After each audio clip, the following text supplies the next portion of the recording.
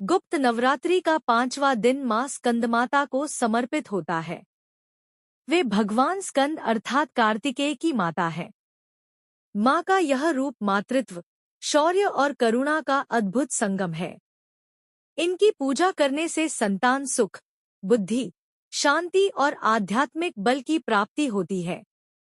प्राचीन कथा के अनुसार राक्षस तारकासुर को वरदान प्राप्त था कि उसका वध केवल भगवान शिव के पुत्र द्वारा ही हो सकता है। उस समय भगवान शिव तपस्या में लीन थे, विवाह और संतान से दूर। तब देवताओं ने मां पार्वती से निवेदन किया कि वे शिवजी को तप से बाहर निकालें। मां पार्वती ने वर्षों कठोर तपस्या की और शिवजी को विवाह के लिए प्रसन्न किया। विवाह के बाद शिवजी का तेज अग्निदेव को सौंपा गया, फिर वह गंगा में प्रवाहित हुआ। अंततः 6 अप्सराओं ने उस तेज से जन्मे बालक का पालन पोषण किया, जिन्हें हम स्कंद, कार्तिकेय, षणमुख आदि नामों से जानते हैं। मां पार्वती ने जब उन्हें गोद में लिया, तभी से वे स्कंदमाता के नाम से पूजित हुईं। मां स्कंदमाता का स्वरूप अत्यंत तेजस्वी है। वे सिंह पर सवार हैं, 4 भुजाओं वाली हैं, 2 हाथों में कमल, 1 हाथ वर मुद्रा में और 1 हाथ में भगवान स्कंद को गोद में लिए हुए। उनका मुख शांत परंतु तेजपूर्ण होता है।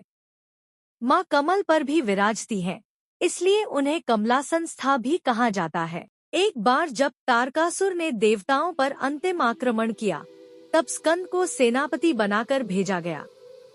मां स्कंदमाता ने उन्हें आशीर्वाद दिया और स्कंद ने युद्ध में तारकासुर का वध किया।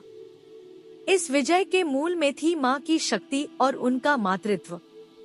मां की पूजा करने वाले साधकों को संतान सुख, तेज, पराक्रम और आध्यात्मिक उन्नति प्राप्त होती है। इस दिन श्रद्धालुओं को नारंगी या पीले रंग के वस्त्र पहनने चाहिए, जो ऊर्जा, श्रद्धा और पवित्रता का प्रतीक है। पूजा विधि में मां को केले, कमल पुष्प, मिश्री और गाय का दूध अर्पित करें। देवी स्कंदमाताय नमः इस मंत्र का जाप 108 बार करें। साथ ही ऐहरी क्ली चामुंडाय विचे का जप भी फलदायक होता है। मां स्कंदमाता हमें सिखाती हैं कि मातृत्व केवल प्रेम नहीं, बल्कि शक्ति का सार है। उनकी उपासना से जीवन में करुणा, संयम और विजय तीनों प्राप्त होते हैं। जय मां स्कंदमाता। हर हर महादेव।